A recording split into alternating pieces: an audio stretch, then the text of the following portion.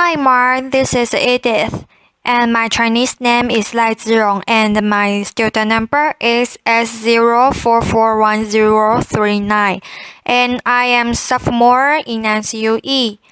And the title for the video is Jiang, What I Learned from 100 Days of Rejection. I'm going to begin. When I was 6 years old, I received my gifts. My first grade teacher had this brilliant idea. She wanted us to experience receiving gifts but also learning the virtue of complimenting each other. So she had all of us come to the front of the classroom and she bought all of us gifts and stacked them in the corner. And she said, "Why don't we just stand here and compliment each other? If you hear your name called, go and pick up your gift and sit down." What a wonderful idea, right? What could go wrong? Laughter. Well, there were 40 of us to start with, and every time I heard someone's name called, I would give out the heartiest cheer. And then there were 20 people left, and 10 people left, and 5 people left, and 3 left. And I was one of them, and the compliments stopped. Well, at that moment, I was crying, and the teacher was freaking out. She was like, "Hey, will anyone say anything nice about these people?" Laughter. No one? Okay, why don't you go get your gift and sit down? So behave next year. Someone might say something nice about you. Laughter. Well, as I am describing this you probably know I remember this really well. Laughter. But I don't know who felt worse that day. Was it me or the teacher?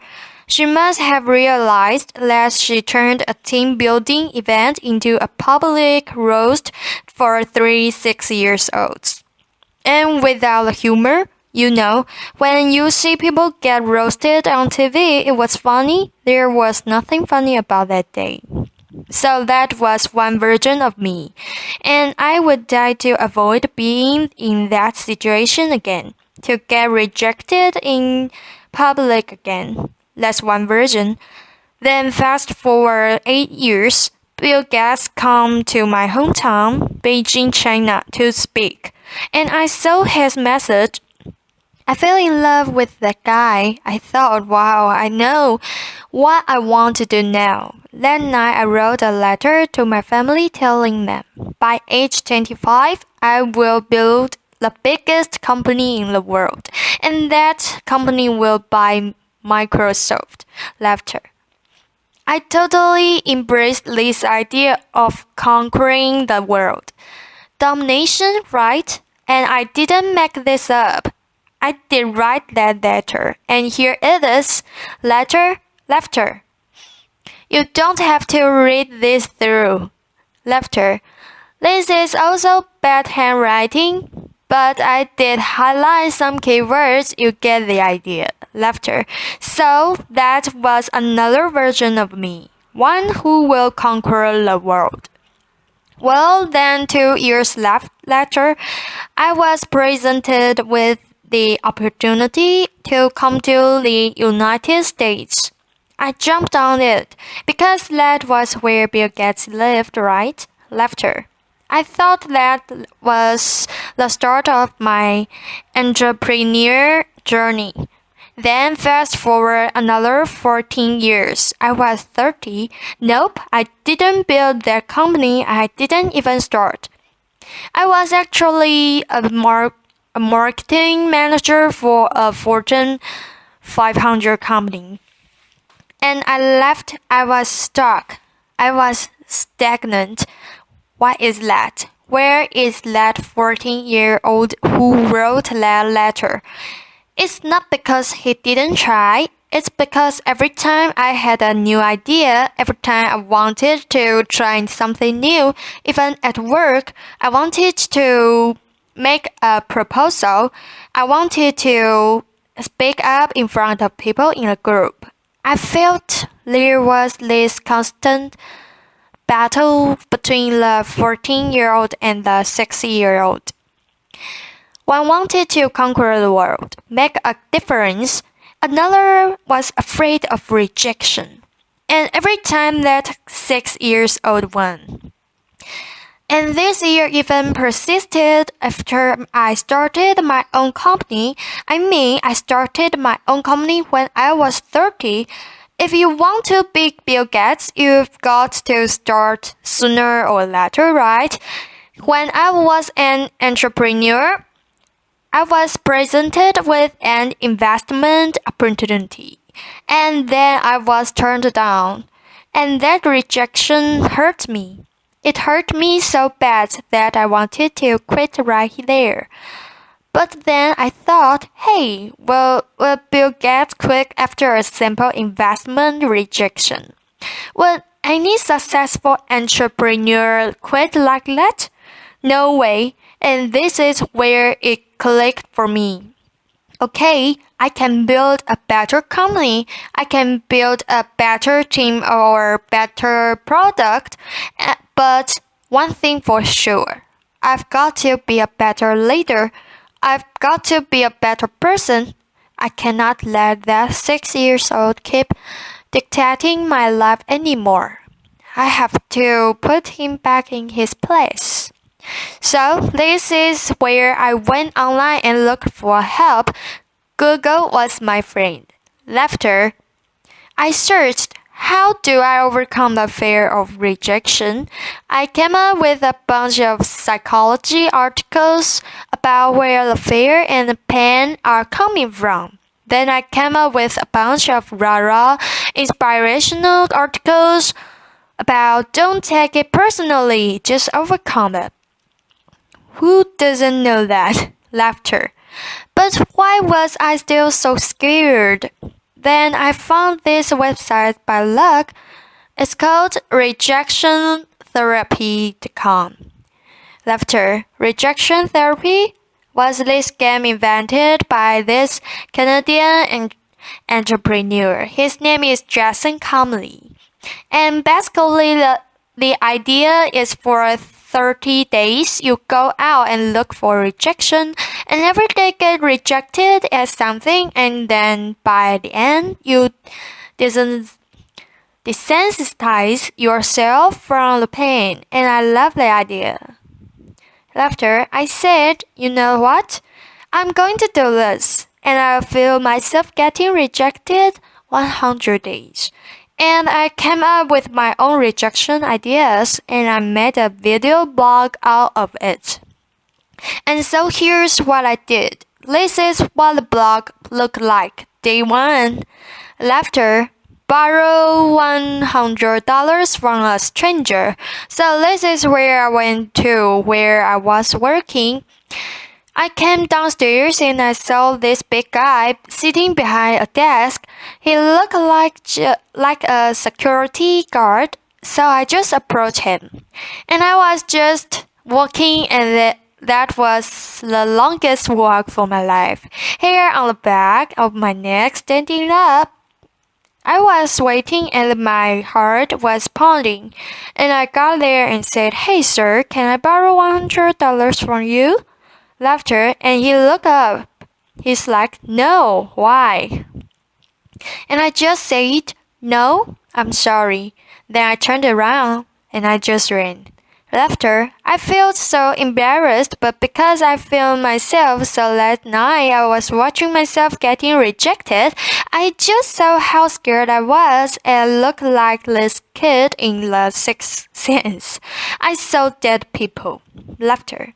But then I saw this guy. He wasn't that menacing. He was a chubby, lovable guy, and he even asked me why. In fact, he invited me to explain myself, and I could say many things. I could explain, I could negotiate. I didn't do any of that.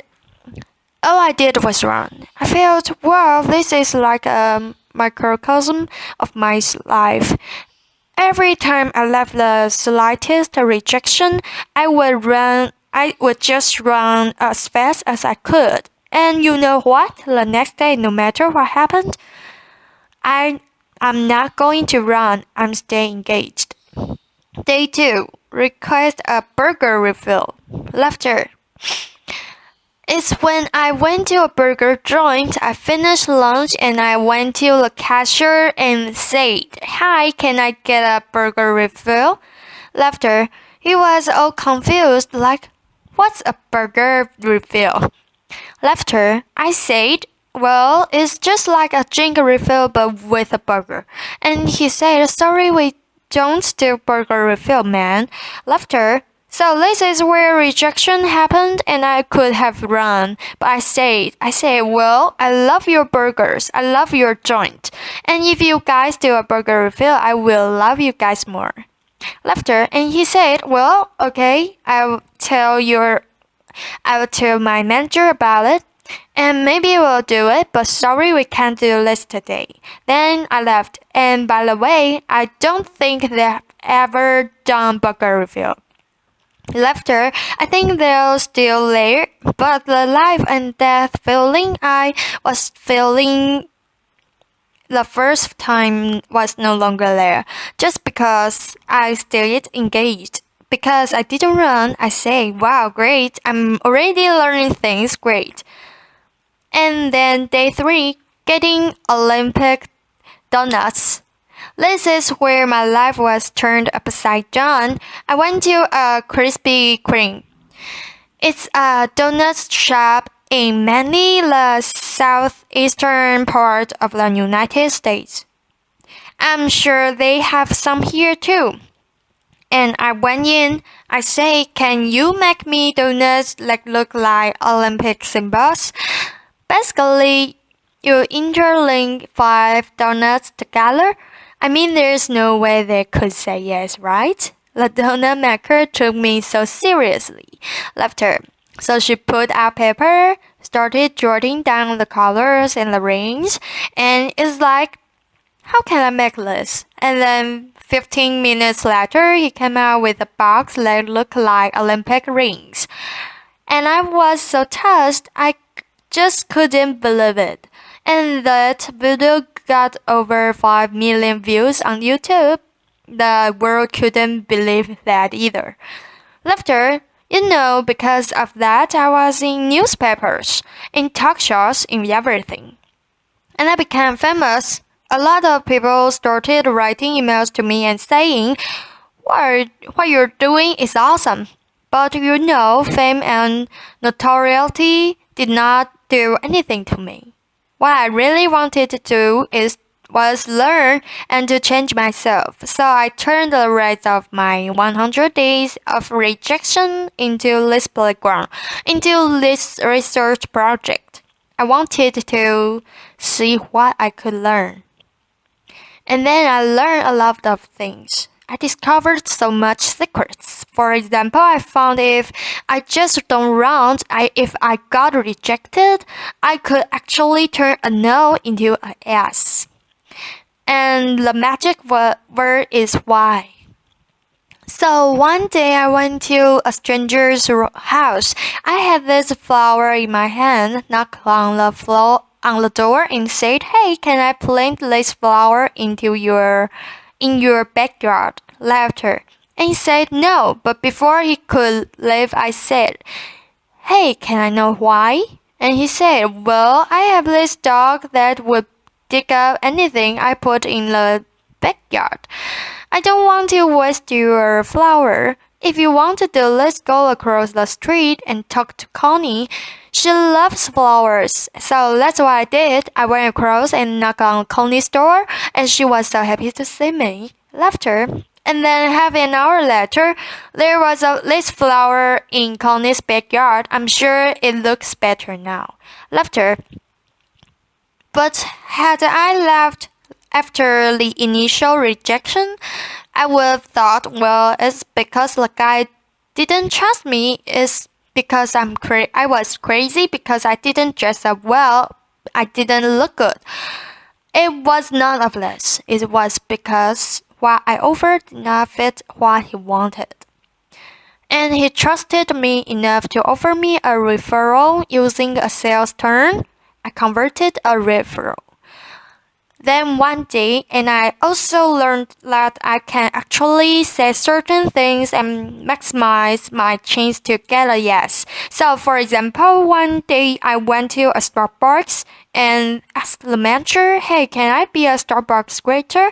He was like, "What's a Starbucks greeter?" I said, "Do you know those Walmart greeters? You know, those people who say hi to you before you walk in the store and make sure you don't steal the stuff. Basically, I want to give a Walmart experience to Starbucks customers."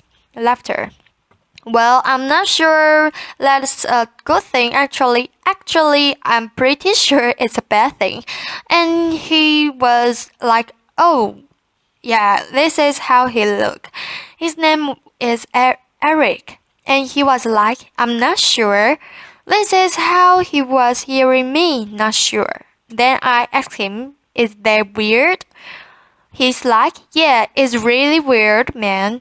But as soon as he said that, his whole demeanor changed. It's as if he's putting all the dubs on the floor. And he said, "Yeah, you can do this. Just don't get too weird." Laughter. So for the next hour, I was the Starbucks greeter. I said hi to every customer that walked in and gave them holiday cheers.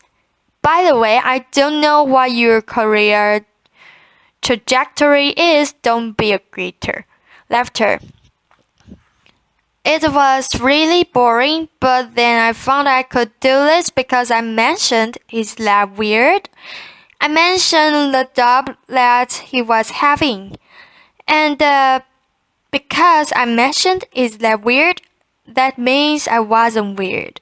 That means I was actually thinking just like him, seeing this as a weird thing. And again, I learned that if I mention something that people might have before I ask the question, I gain their trust. People were more likely to say yes to me. And then I learned I could fulfill my life dream by asking. You know, I came from 4 generations of people, of teachers, and my grandma has always told me, "Hey, Ja, you can do anything you want, but it'd be great if you became a teacher." Laughter. But I wanted to be an entrepreneur, so I didn't. But it has always been my dream to actually teach something. So I said, "What if I just ask and teach a college class?" I lived in Austin at that time. So I went to University of Texas at Austin and knocked on the professor's door and said, "Can I teach your class?" I didn't get anywhere the first couple of times, but because I didn't run, I kept doing it. And on the third try, the professor was very impressed. He was like, "No one has done this before." And I came in prepared with PowerPoints and my lesson. He said, "Wow, I can use this. Why don't you come back in 2 months? I will fit you in my curriculum." And 2 months later, I was teaching class. This is me. I probably can see. You probably can see. This is a back picture, and sometimes you get rejected by lighting, Laughter. But now, when I finished teaching that class, I walked out crying because I thought I could fulfill my life dream just by simply asking. I used to think I have accomplished all the things. I have to be a great entrepreneur or get a PhD to teach, but no, I just asked and I could teach. And in that picture, which you can see, I quoted Martin Luther King Jr. Why? Because in my research, I found that people who really change the world, who change the way we live and the way we think, are the people who were met with initial and often violent rejections. People like Martin Luther King Jr., like Mahatma Gandhi, Nelson Mandela, or even Jesus Christ, these people did not let rejection define them. They let their own reaction after rejection define themselves, and they embraced rejection. And we don't have to be those people to learn about rejection. And in my case, rejection was my curse, was my boogeyman. And it has followed me my whole life because I was running away from it. Then I started embracing it. I turned that into the biggest gift in my life. I started teaching people how to turn rejections into opportunities. I use my blog, I use my talk, I use the book I just published. And I'm even building technology to help people overcome their fear of rejection. When you get rejected in life, when you are facing the next obstacle or next failure, consider the possibilities. Don't run. If you just embrace them, they might become your gifts as well. Thank you. Applause. This is the end of my recording. Thank you for listening, Mark.